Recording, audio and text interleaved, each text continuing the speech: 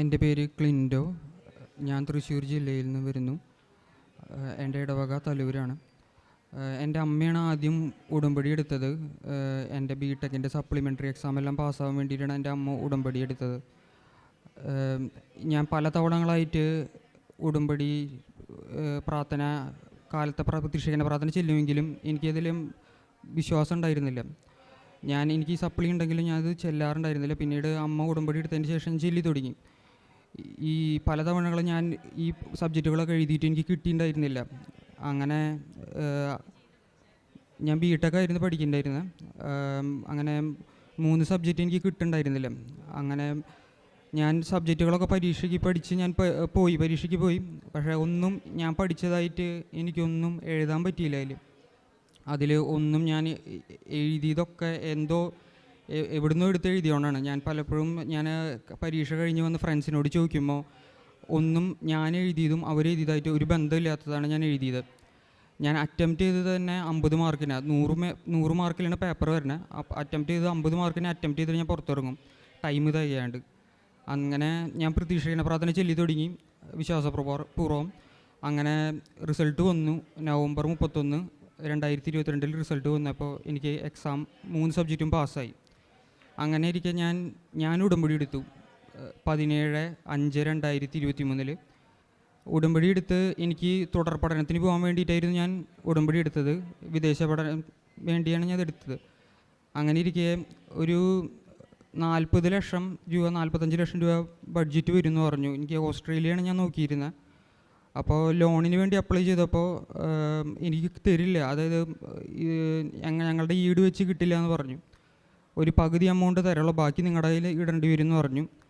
അങ്ങനെ ഇരിക്കെ ജർമ്മനിയിൽ ഇങ്ങനെ പബ്ലിക്കിൽ കിട്ടും, പക്ഷേ എൻ്റെ ഈ ബിടെക്കിലെ CGPയും സ്കോറും വെച്ച് കിട്ടില്ല എന്ന് പലരും പറഞ്ഞു.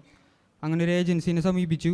അവർ പറഞ്ഞു ചെയ്തു തരാം, ഉറപ്പ് തരില്ല, ചെയ്ത് ഇട്ട് തരാം, ഞങ്ങൾ ഉറപ്പ് തരില്ല.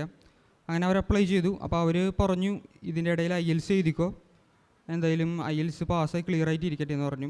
ഞാൻ IELTSന് പോയി, കോച്ചിങ് സെൻറ്ററിൽ പോയി. ഒരു 3 മാസം പോയുള്ളൂ. അപ്പോൾ ആ കോച്ചിങ് സെൻറ്ററിൽ പറഞ്ഞു ഇപ്പോൾ 3 മാസം ആയില്ലേ, എന്തായാലും ഡേറ്റ് എടുത്തോ, ഇനി ഡിലേ ആക്കണ്ട. അപ്പോൾ ഞാൻ ഡേറ്റ് എടുത്ത് ഞാൻ ജസ്റ്റ് അറ്റംപ്റ്റ് ചെയ്തു. എനിക്ക് ആദ്യത്തെ ഒരു പേടിയൊന്നും ഉണ്ടായിരുന്നില്ല. പോയിട്ട് അറ്റൻഡ് ചെയ്യുമ്പോൾ എന്തോ ആരോ കൂടെ ഉള്ളോണം, നീ പോയി അറ്റൻഡ് ചെയ്യും, നമുക്ക് കിട്ടും, നിനക്ക് പഠിച്ചിട്ടുള്ളതല്ലേ കിട്ടും എന്ന് പറഞ്ഞിട്ട് അങ്ങനെ പോയി ഞാൻ അറ്റൻഡ് ചെയ്തു. അതിൽ സ്പീക്കിംഗ് എനിക്ക് കുഴപ്പമുണ്ടായിരുന്നില്ല. റീഡിങ്ങും റൈറ്റിങ്ങും എൻ്റെ കയ്യിൽ നിന്ന് പോയി. റൈറ്റിങ്ങിന് എനിക്ക് സമയത്തിനുള്ളിൽ തീർക്കാൻ പറ്റിയില്ല. ഞാൻ എന്തൊക്കെ എഴുതി കൊടുത്തു സമയത്തിനുള്ളിൽ, എനിക്ക് പ്രൂഫ് റീഡ് ചെയ്യാൻ പോലും പറ്റിയില്ല. അങ്ങനെ ഞാൻ അത് എഴുതി കൊടുത്ത അടുത്ത സ്റ്റേജ് റീഡിങ് ആയിരുന്നു. റീഡിങ്ങിന് ഇത്ര സമയത്തിനുള്ളിൽ തീർക്കണമെന്നുണ്ട്. അപ്പോൾ റീഡിങ് ആദ്യത്തെ പാസേജും സെക്കൻഡ് പാസേജും ഞാൻ നല്ല രീതിയിൽ ഇരുത്തി വായിച്ച് ഞാൻ ആൻസേഴ്സൊക്കെ എഴുതി. തേർഡ് പാസേജായി ഇപ്പോൾ വെറും 3 മിനിറ്റ് ബാക്കിയുള്ളൂ. 15 ക്വസ്റ്റിന് ആൻസർ ചെയ്യണം. ഞാനത് കറക്കി കുത്തി എന്തൊക്കെ എഴുതി വെച്ച് കൊടുത്തു. പുറത്തോട്ട് ഇറങ്ങി ആൻസറൊക്കെ കമ്പയർ ചെയ്ത് ചോദിച്ചു നോക്കിയപ്പോൾ ഞാനൊക്കെ എന്തൊക്കെ എഴുതിയിട്ടുണ്ട്, അവരെഴുതിയ ആൻസറൊന്നുമല്ല, എൻ്റെ ഫ്രണ്ട്സ് എഴുതിയ ആൻസറൊന്നുമല്ല ഞാൻ എഴുതിയത്. അപ്പം ഞാനാകെ ഡൗണായി, എന്ത് ചെയ്യുന്ന ഒരു പിടുത്തില്ല. കാരണം ഇത്രയും പേര് പൈസ വൺ ടൈമിൽ ഇൻവെസ്റ്റ് ചെയ്താണ്. വീട്ടുകാർ പറഞ്ഞിട്ടുണ്ട് ഇനി ഒരു വട്ടം നിനക്ക് ചാൻസ് തരുള്ളൂ, ഇനി ഇതിൽ കൂടുതലൊക്കെ ചാൻസ് തരില്ല IELTS എഴുതാനായിട്ട്.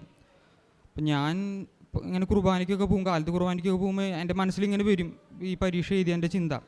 അപ്പോൾ മനസ്സിൽ പറയുന്നത് അത് കിട്ടും, നിനക്ക് കിട്ടുക, അത് നീ പേടിക്കേണ്ട, നീ കിട്ടും അത്. അങ്ങനെ റിസൾട്ട് വന്ന് എനിക്ക് ഫുൾ ഓവറോൾ ബാൻഡ് 6 എബോവ് എല്ലാത്തിലും കിട്ടി. 6.5 എബോവ് ഓവറോൾ എല്ലാം കിട്ടി. അങ്ങനെ IELTS ക്ലിയറായി. അതിനുശേഷം എൻ്റെ സർട്ടിഫിക്കറ്റുകൾ ബിടെക്കിൻ്റെ ആയാലും ബാക്കിയുള്ള 10ൻ്റെയും +2ൻ്റെ ഒക്കെ ഇത് വെരിഫൈ ചെയ്യണം. അപ്പോൾ ഇത് ഞാൻ അത് അയച്ചു കൊടുത്ത് ഒരു 6 മാസം പിടിക്കും ഇത് വെരിഫിക്കേഷൻ കംപ്ലീറ്റ് ചെയ്ത് എനിക്ക് കിട്ടാനായിട്ട്. എനിക്കത് വെറും 4 മാസമാണ് എനിക്ക് എടുത്തുള്ളൂ വെരിഫിക്കേഷൻ കംപ്ലീറ്റ് ചെയ്ത് എനിക്ക് കിട്ടാനായിട്ട്. അങ്ങനെ ഇരിക്കെ ബ്ലോക്കഡ് അക്കൗണ്ട് ഇടണമെന്ന് പറഞ്ഞു. ഒരു 10.5 ലക്ഷം രൂപ ബ്ലോക്കഡ് അക്കൗണ്ട് ഇടണമെന്ന് പറഞ്ഞു. അങ്ങനെ ആ എമൗണ്ട് പല വഴിയിലെ എനിക്ക് കിട്ടി, പപ്പ മുഖാന്തരം എനിക്ക് കിട്ടി. അങ്ങനെ ബ്ലോക്കഡ് അക്കൗണ്ട് ഇട്ടു. അപ്പോൾ അതിൻ്റെ ഇടയിലാണ് എൻ്റെ അനിയത്തി B.Pharm പഠിക്കേണ്ടായിരുന്നത്. അപ്പോൾ B.Pharm അവൾ 4 വട്ടം ഒരു സബ്ജക്റ്റ് അറ്റംപ്റ്റ് ചെയ്തിട്ട് അതിൽ ചാൻസ് ഉണ്ട്, ഇത്ര ചാൻസിനുള്ളിൽ ക്ലിയർ ആയില്ലെങ്കിൽ പിന്നെ ഇയർ ഔട്ടാണ്. അപ്പോൾ ഞാൻ ലാസ്റ്റ് ചാൻസാണ്. അവൾ എൻ്റെ അടുത്ത് പറഞ്ഞു, ഇങ്ങനെ ലാസ്റ്റ് ചാൻസാണ്, ഇതിൽ കയറിയില്ലെങ്കിൽ ഈ റൗട്ടാണ്, ഒരു കൊല്ലം താത്തിരുത്തും, അപ്പോൾ അങ്ങനെ ഒരു പ്രശ്നം ഉണ്ടെന്ന് പറഞ്ഞു. അപ്പോൾ ഞാൻ ഇത് നിയോഗത്തിൽ വെച്ച് ഞാൻ പ്രാർത്ഥിക്കേണ്ടായിരുന്നു. അപ്പോൾ നീ പരീക്ഷ പോയി എഴുതിക്കോ, ഞാൻ തൈലം പുരട്ടിയിട്ട് അവൾക്ക് കൊടുത്തു, നീ പോയി പരീക്ഷ എഴുതിയിട്ട് വാന്ന് പറഞ്ഞു. അവളങ്ങനെ പരീക്ഷയുടെ റിസൾട്ട് വന്നു, അവൾ പാസ്സായി, ഈ റൂട്ടിൽ നിന്ന് അവൾ രക്ഷപ്പെട്ടു. പിന്നെ ഉണ്ടായത്, എനിക്ക് അക്കോമഡേഷൻ ഒരു ബുദ്ധിമുട്ടുണ്ടായിരുന്നു ജർമ്മനിയിൽ. അത് പല ആളുകൾ, എനിക്ക് അതുപോലെ അറിയാത്ത ആളുകൾ എനിക്ക് മെസ്സേജ് അയക്കണം വാട്സാപ്പിൽ, ഇങ്ങനെ ഒരു വേക്കൻസി ഉണ്ട്, നീ വേണമെങ്കിൽ അപ്ലൈ ചെയ്തോ, ഇതിൽ കിട്ടും.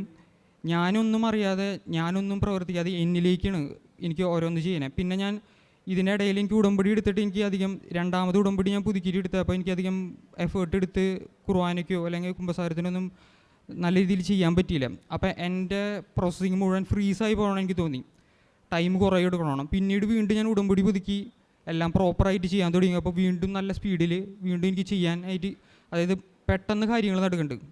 അതായത് ഒരാഴ്ച 2 ആഴ്ചയ്ക്കുള്ളിലൊക്കെ നല്ല സ്പീഡിലായിരുന്നു എൻ്റെ ഫയലുകളൊക്കെ നീങ്ങണ്ടായിരുന്നത്.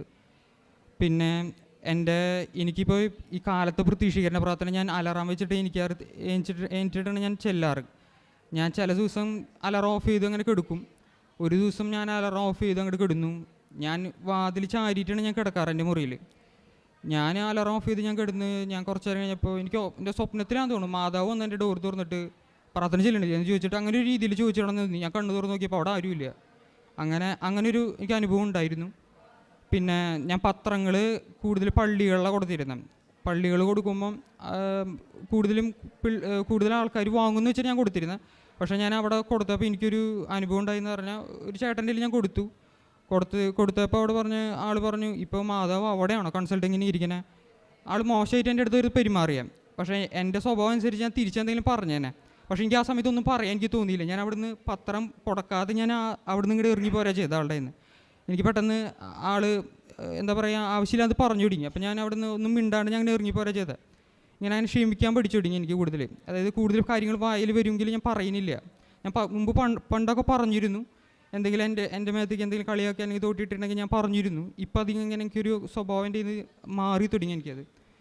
പിന്നെ ഞാൻ ഉടമ്പടി, തൈലം, കാശുരൂപം മുതലായ സാധനങ്ങൾ ഞാൻ ഉപയോഗിച്ചിരുന്നു എൻ്റെ ജീവിതത്തിൽ. എൻ്റെ സ്കിന്നിന് റിയാക്ഷൻ ഉണ്ടാവാറുണ്ട്, ഇങ്ങനെ തടിപ്പൊക്കെ വരും. ഇപ്പോൾ പറമ്പിലൊക്കെ പോയി നടക്കുമ്പോൾ എനിക്ക് തടിപ്പ് വരാറുണ്ട്. അങ്ങനെ ഒരു ദിവസം തടിപ്പ് എൻ്റെ കൈ മുഴുവൻ വന്നു ചുവന്നിട്ട്. അപ്പം ഞാൻ തൈലെടുത്ത് പേരിട്ട് വിശ്വാസപ്രമാണം ചൊല്ലി പ്രാർത്ഥിച്ചതിൻ്റെ ഫലമായിട്ട് 2 മണിക്കൂറിനുള്ളിൽ ഒന്നും ഉണ്ടായില്ല, നോർമൽ സ്കിന്ന് പോലെയായി. അമ്മ മാതാവിനും ഈശോനോടും 1000 നന്ദി പറയുന്നു. പിന്നെ സൗജന്യ പഠനത്തിനാണ് എനിക്കിപ്പോൾ യോഗ്യത കിട്ടിയത്. കാരണം എൻ്റെ ഈ CGP വെച്ചിട്ട്, ഞാൻ ബിടെക്കിൽ എനിക്ക് കിട്ടിയ CGP വെച്ചിട്ട് എനിക്ക് സൗജന്യ പഠനത്തിന് ഞാൻ യോഗ്യനല്ല. കാരണം ഞാൻ അപ്ലൈ ചെയ്തത് RWTH യൂണിവേഴ്സിറ്റി, അങ്ങനെ ടോപ്പ് യൂണിവേഴ്സിറ്റിയിൽ മാത്രമേ സെലക്ട് ചെയ്ത് ഞാൻ അപ്ലൈ ചെയ്യാൻ പറഞ്ഞ ഏജൻസിക്കാരുടെ. അപ്പോൾ അവർ പറഞ്ഞിരുന്നു കിട്ടില്ല, ഇതിന് ചാൻസ് ഇല്ല, ഒരിക്കലും ചാൻസ് ഇല്ല എന്ന് പറഞ്ഞു. അപ്പോൾ ഞാൻ പറഞ്ഞു എന്തായാലും അപ്ലൈ ചെയ്യ്, കിട്ടാമെങ്കിൽ കിട്ടട്ടെ, ഞാനിങ്ങനെ ഉടമ്പടിക്ക് എടുത്തിട്ടുണ്ട്, മാതാവിൻ്റെ ഉടമ്പടിക്ക് എടുത്തിട്ടുണ്ടെന്ന് പറഞ്ഞു. അവർ ജസ്റ്റ് അത് കേട്ട് അവർ വിട്ടു. എനിക്ക് RWTHയിൽ എനിക്ക് 2 കോഴ്സിന് അങ്ങനെ എൻറോൾമെൻറ്റ് ലെറ്റർ വന്നു, എനിക്ക് അഡ്മിഷൻ കിട്ടി.